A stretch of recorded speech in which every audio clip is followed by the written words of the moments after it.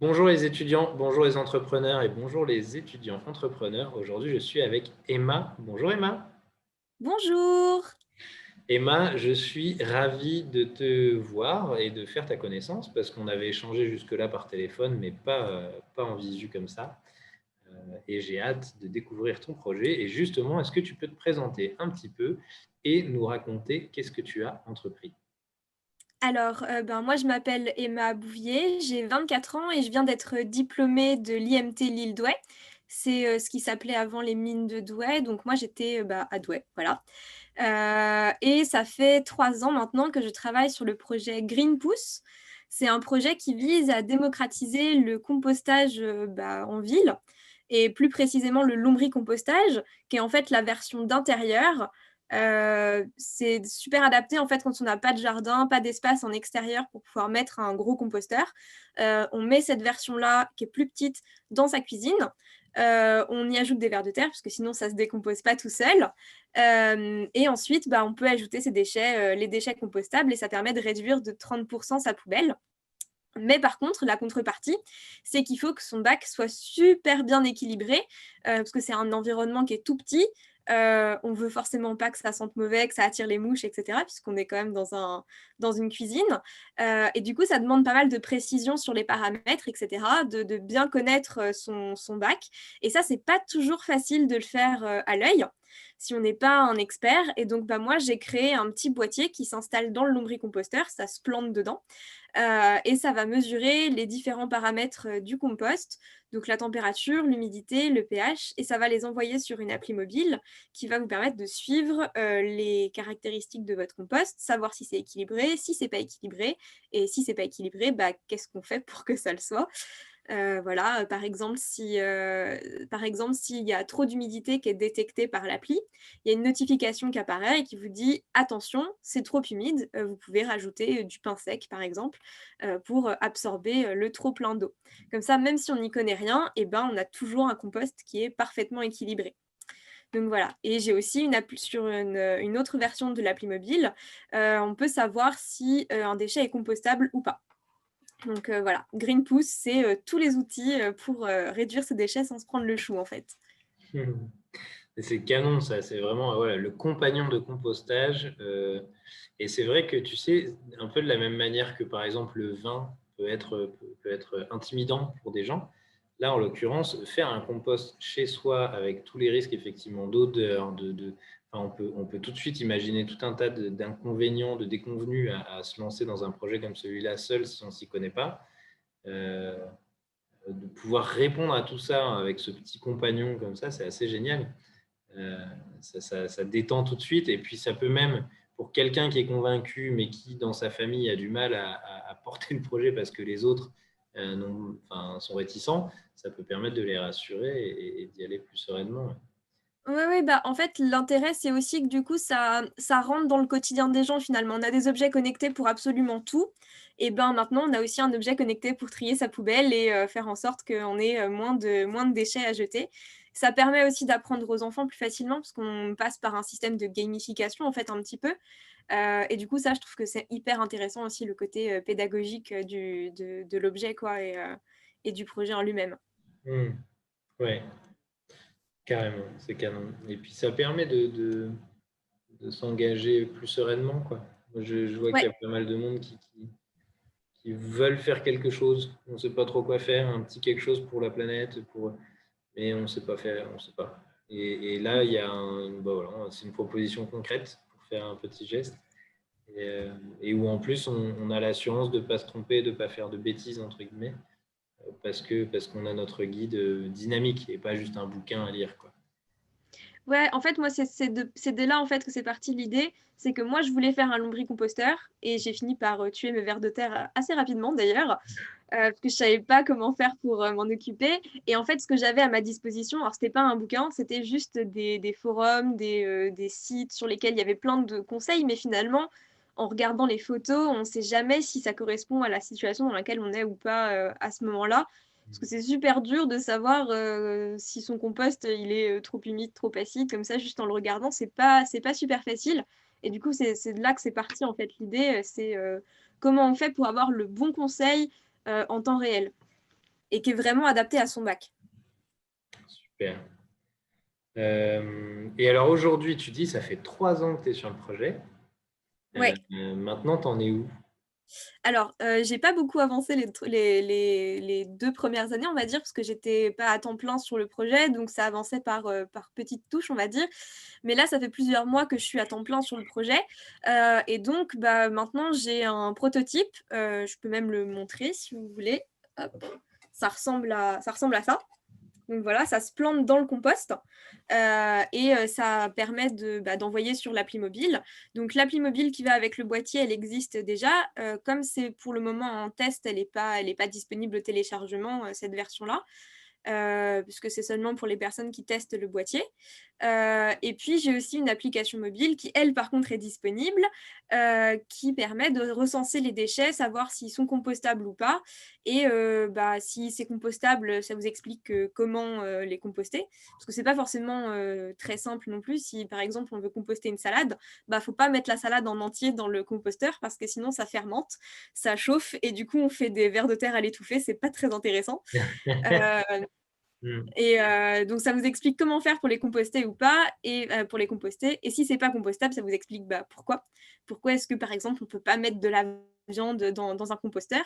Il y a plein de gens qui savent pas qu'on peut pas le faire, et bah, en fait, on faut vraiment pas le faire parce que quand ça se décompose, la viande, en fait, ça dégage du méthane, et ça tue les vers de terre, ça les repousse. Donc, forcément, c'est une mauvaise idée. Hmm. Donc voilà, c'est une appli. Celle-là, pour le coup, elle est déjà disponible pour Android. Donc j'invite tout le monde à la télécharger. Comment elle s'appelle? Comment? Comment elle s'appelle cette appli? Green Pouce. Ah bah oui, tout simplement. Voilà. Et tu vois, oui, c'est vrai que c'est la contrainte des composts ménagers, on va dire, en intérieur comme ça. C'est que, comme tu disais, c'est des tout petits volumes. Et donc, à la limite, dans un grand compost en extérieur, si on balançait de la viande, il y a d'autres risques. Ça attire les charognards, ça attire. Enfin, donc, c'est jamais génial, génial. Mais à la limite, les bactéries et les champignons vont se charger de décomposer tout ça. Donc, c'est pas trop problématique. Et puis, il y a plein d'autres, des petits insectes et tout ça qui vont manger ça. Donc, les vers de terre vont s'éloigner, vont s'occuper du reste des déchets organiques. Et bon, OK. Mais là, effectivement, on est dans une enceinte fermée, petite, dans un petit volume. Donc, effectivement, il y a beaucoup de choses sur lesquelles il faut être vigilant. Et, euh, et comme tu disais, l'équilibre peut vite partir en vrille si on est. Ouais, et puis le problème, c'est qu'une fois que cet équilibre il est perdu, ça engendre forcément plein de problèmes, notamment effectivement l'apparition de petites mouches. Quand on soulève le couvercle et qu'on a une nuée de mouches qui volent, c'est pas super agréable, ou que ça sente mauvais, etc. Et ben quand on a ce genre de mauvaise expérience, finalement, après, on n'a pas envie de continuer, alors même que ben ça se trouve, c'est rien du tout, c'est juste un problème d'humidité à résoudre, c'est pas très compliqué, quoi. Hmm. Donc voilà. Le but, c'est vraiment d'aider les gens, de leur apprendre à faire du compost et de leur mettre entre les mains tous les bons outils, toutes les bonnes réponses pour pouvoir réduire leurs déchets efficacement. Super. Donc, une appli déjà disponible pour savoir quoi composter, comment le composter. Un prototype, donc un boîtier qui va arriver sur le marché. Tu as une idée à peu près là d'une date? Alors, le boîtier, il ne va pas arriver tout de suite sur le marché. En fait, là, on en est au début du prototypage. C'est la région Hauts-de-France qui nous a aidés à financer le prototypage de la partie électronique. Là, il va être testé dans plusieurs villes de la région. Je ne peux pas encore dire lesquelles parce que ce n'est pas officiel. Mais en tout cas, on l'annoncera officiellement sur la page du projet. Mais ça va rentrer en test dans plusieurs villes. Et on fera sûrement une sorte de journal de bord avec les testeurs pour avoir des premiers retours d'expérience. Je ne sais pas exactement trop quand est-ce que le boîtier sera sur le marché. C'est un petit peu compliqué de voir à long terme, surtout en ce moment, parce que les bureaux d'études sont un petit peu dans l'inconnu. On ne sait pas, reconfinement, on ne sait pas trop quand est-ce qu'ils vont pouvoir travailler. Ils ont pris pas mal de retard, donc c'est difficile de donner une réponse sur quand est-ce que ce sera disponible. Ok, super. Écoute, merci pour tout ça. Moi, je voudrais te poser une question, tu vois. C'est justement, tu as pas mal cheminé depuis que tu as démarré là, mine de rien. C'est quoi ta plus grande fierté aujourd'hui par rapport à ce projet-là? Je pense que c'est d'avoir réussi à mobiliser des gens pour travailler avec moi. parce que je travaille pas toute seule tout le temps. J'ai des élèves de mon école qui ont travaillé avec moi sur la communication. J'ai un développeur qui travaille avec moi, que j'avais pris en stage et qui a décidé de continuer à travailler avec moi. Et je pense que finalement, c'est le fait d'avoir réussi à mobiliser des gens autour de mon projet et de m'être constitué une équipe qui fonctionne plutôt bien aujourd'hui. Canon. Je crois que c'est effectivement une propriété ou une caractéristique super importante d'un entrepreneur, c'est de savoir embarquer du monde avec lui Ouais. ou avec elle, évidemment. Et rester seul, on ne va pas très loin. On va pas loin. Non, et puis on ne peut pas avoir la science infuse dans tous les domaines. Et je trouve que c'est important de savoir mettre le doigt sur quelle est la compétence qu'on n'a pas et qui va avoir cette compétence finalement. Très juste. Et à l'inverse, ce serait quoi la plus grande difficulté que tu as vécue, la plus grosse galère? Tu l'as en tête? En fait, je pense que c'est plus une galère d'organisation et de temps. C'était quand je ne pouvais pas travailler à temps plein en fait sur le projet puisque bah, j'étais étudiante à côté. Et c'est vrai que ça m'a fait perdre beaucoup de temps parce qu'au final, je partais dans des idées que je mettais 3 mois à mettre en forme, puis pour me rendre compte qu'au final, ça avait complètement bougé par rapport à ce que je voulais au départ. Enfin, j'ai perdu beaucoup de temps en fait comme ça en cheminant tout petit pas par tout petit pas. Finalement, je m'éloignais de l'idée de départ et j'ai perdu pas mal de temps comme ça en pouvant pas avancer tous les jours, en pouvant avancer que quand mon emploi du temps me le permettait, quoi. Je pense que c'est ça la plus grosse galère que j'ai eue. Ok, donc ce cumul entre la vie étudiante et la vie d'entrepreneur qui faisait que tu ne pouvais pas consacrer suffisamment de temps à la même idée, à la même tâche, à la même hypothèse qu'il fallait vérifier ou des choses comme ça pour pouvoir vite acter et passer à l'étape suivante, quoi. Ouais, c'est exactement ça. Ouais. Ok, Puis du super. coup, ouais, aussi le temps des fois que je laissais entre deux rendez-vous avec des gens qui pouvaient m'aider aussi. Enfin voilà, tout ça, le manque de temps, effectivement, ça a été compliqué. Ok, canon. Et pour le coup, est-ce que tu as un enseignement à partager? Tu vois, la plus grande leçon que tu as tirée de tout ce que tu as vécu jusque-là dans ton projet, ce serait quoi? Je dirais que c'est que l'entrepreneuriat, c'est jamais une mauvaise expérience. Qu'on réussisse pas, qu'on change complètement d'idée, qu'on s'y reprenne à 3 fois, c'est jamais une mauvaise expérience parce que c'est hyper enrichissant en connaissances, puisqu'on est obligé de développer plein de compétences. Clairement, apprendre à lire un bilan, je suis pas sûre que j'aurais appris à le faire autrement dans mon cursus. C'est enrichissant parce qu'on rencontre des gens, c'est enrichissant parce qu'on prend en maturité aussi. Voilà, c'est jamais une mauvaise expérience. On apprend beaucoup de choses sur un projet, sur soi. Voilà, c'est toujours quelque chose qu'il faut tenter. Si on a une idée, il ne faut pas hésiter. Oui, ça me rappelle une phrase. Allez, j'offre des cacahuètes à celui ou à celle qui retrouve de qui c'est. J'ai ma petite idée, mais je ne suis pas certain. Euh, je ne perds jamais, soit je gagne, soit j'apprends. J'aime bien. Et en fait, je trouve que d'ailleurs, il n'y a pas que apprendre. On s'enrichit, comme tu dis, de plein de choses au-delà d'apprendre. Des connaissances, des réseaux, des expériences de vie qui vont juste nous apporter du bonheur et pas que de l'expérience qu'on peut revendiquer d'apprentissage, quoi. Et je trouve qu'effectivement, on n'aura pas grand-chose à perdre, à part de l'argent, si on met de l'argent sur la table, mais pour tout ce qu'on gagne à côté, je trouve que, enfin, moi, j'ai jamais été aussi heureux de ma vie, de ce qu'elle devient, de ce que j'en fais, que depuis que j'ai quitté mon CDI dans une grande boîte pour aller faire. Et j'ai aucune amertume envers la grande boîte. Enfin, c'est vraiment juste que c'est tellement mieux pour moi de m'être lancé. Et je pense que c'est vrai pour beaucoup de monde, effectivement. Merci pour ce partage, Emma. C'est chouette. Avec Et, plaisir. je voulais te demander rapidement, tu vois, en termes de lieu de travail, comment est-ce que tu t'y es pris jusque-là pendant tes années d'étudiante, maintenant que tu es à temps plein? Comment est-ce que ça fonctionne pour toi?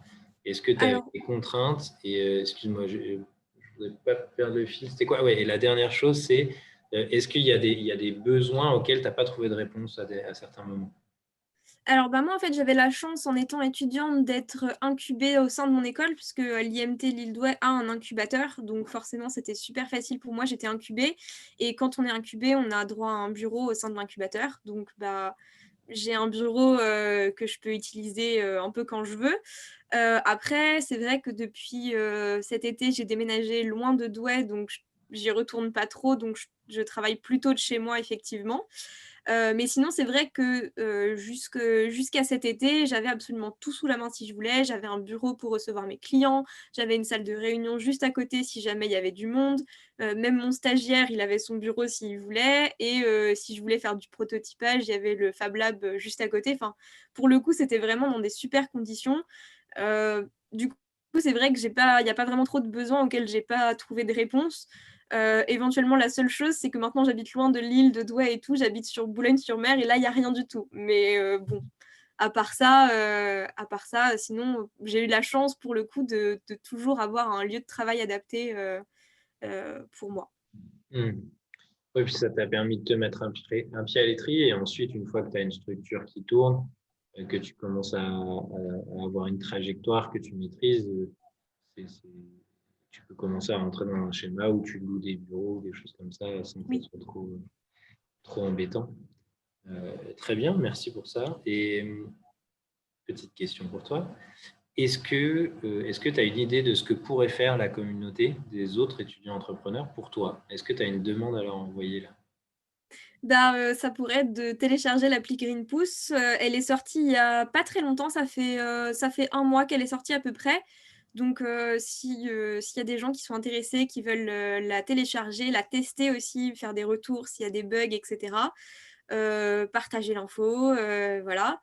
Ça m'intéresse bien bah, voilà, d'avoir des testeurs pour mon appli. Ok. Ça m'intéresse bien.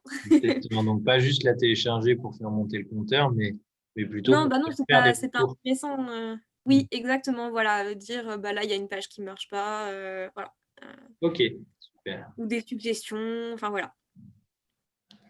Est-ce qu'on peut déjà scanner la photo de notre produit pour qu'il le reconnaisse Non, non, malheureusement le deep learning c'est une sorte de licorne, ce serait génial, mais bon, c'est pas pour tout de suite. Après, tu vois, on pourrait même poser la question de l'impact environnemental des calculs que ça représente versus l'économie Ouais. énergétique et Là, CO2, etc.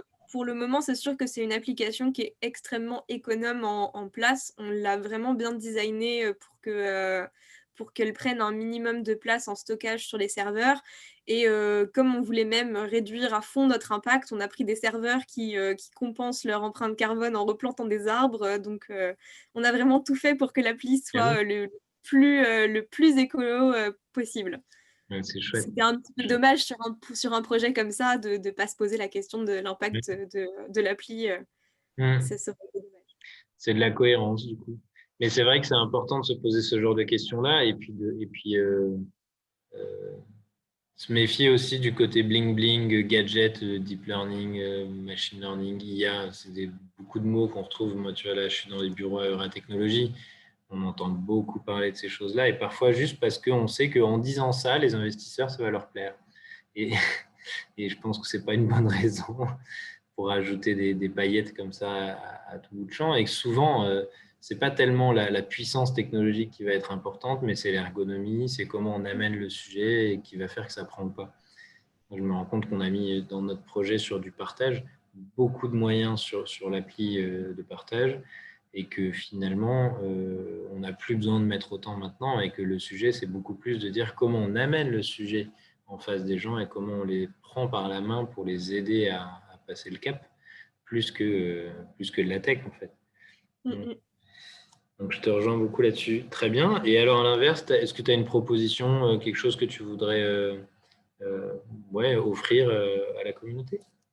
Bah, si jamais il y a des gens qui cherchent des contacts dans tout ce qui va être élu, responsable dans la métropole lilloise, je commence à connaître pas mal de monde ouais, dans les mairies, dans les institutions, voilà. Ou aussi chez Orange. Ok. Euh, voilà, je fais Eh partie d'un ben, réseau d'entrepreneurs chez Orange, donc je connais pas mal de ah monde oui, dans l'entrepreneuriat chez Orange. Donc des si jamais quelqu'un... entrepreneurs féminins, c'est ça? Orange. Exactement, exactement. J'étais dans la toute première promo de ce programme-là chez Orange. Canon. Bah écoute, on en parle tout à l'heure, mais moi peut-être que ça peut m'intéresser aussi. Tu vois certains de tes Voilà. contacts là-dessus, et peut-être que moi j'en aurai pour toi aussi. On ne sait jamais.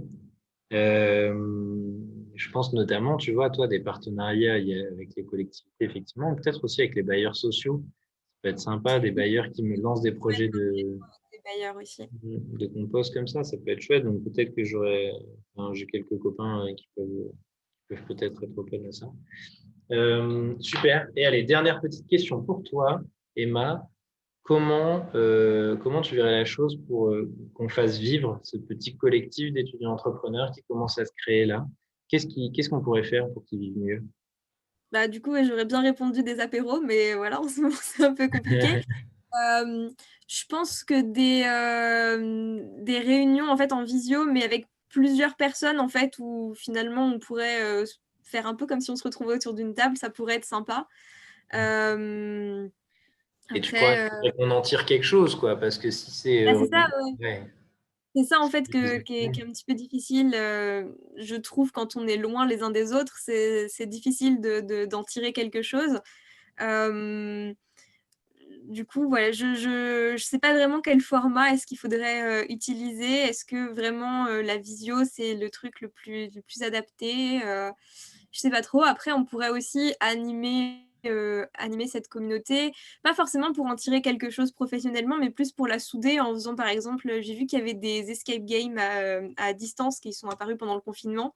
Et pour Ça avoir peut être essayé, marrant. ça marche plutôt pas mal. Du coup, ça pourrait éventuellement être rigolo pour souder la communauté. Ça pourrait marcher, je sais Ouais, pas. carrément, carrément. Ouais, c'est intéressant, ça, effectivement, de faire une sorte de team building Ouais, c'est ça. revisité à distance, quoi. Et puis, ce que j'aime bien aussi avec ton idée sur les retrouvailles, effectivement, je pense qu'il faut qu'elles aient une utilité, mais on pourrait imaginer, par exemple, se retrouver tous autour d'un thème, du coup. Et pour le coup, plutôt que d'avoir un expert, tu sais, c'est souvent, ouais, telle personne, experte de la levée de fonds, qui va vous raconter comment il faut faire, qu'on partage des vécus pour ceux qui l'ont passé, qui y sont passés, en fait. Oui, c'est Ça sûr. serait peut-être plus concret et donc d'avoir moitié de gens qui partagent leur vécu et moitié de gens qui viennent s'intéresser à comment ça se passe parce que eux vont peut-être le vivre et poser leurs questions. Et donc que ça soit vraiment simple comme ça. Il y a peut-être quelque chose de sympa aussi autour de ça. Super. Écoute, un grand merci Emma pour ça. Euh, J'espère qu'on se recroisera justement dans le cadre de l'animation de cette communauté, peut-être, on ne sait jamais. J'espère aussi. Et écoute, je vais mettre fin à l'interview. J'ai pris beaucoup de plaisir à te questionner, à échanger avec toi. Donc un grand merci. Et puis je souhaite beaucoup de succès à Green Pouce parce que je pense que nos petits vers de terre, nos bactéries, notre planète et un peu tout le monde a besoin de faire attention à ces choses-là. Enfin, que plus de monde composte, plus de monde se demande du coup qu'est-ce qu'on en fait derrière, où est-ce qu'on va le mettre notre compost, enfin, toutes ces choses-là qui ensuite en tirant le fil nous amènent à plein d'autres démarches. Et donc bravo pour ça et bon vent à toi. Et, Bah, merci beaucoup. et puis du coup, au revoir tout le monde, au revoir Emma, à très bientôt. Au Salut, salut, revoir. au revoir.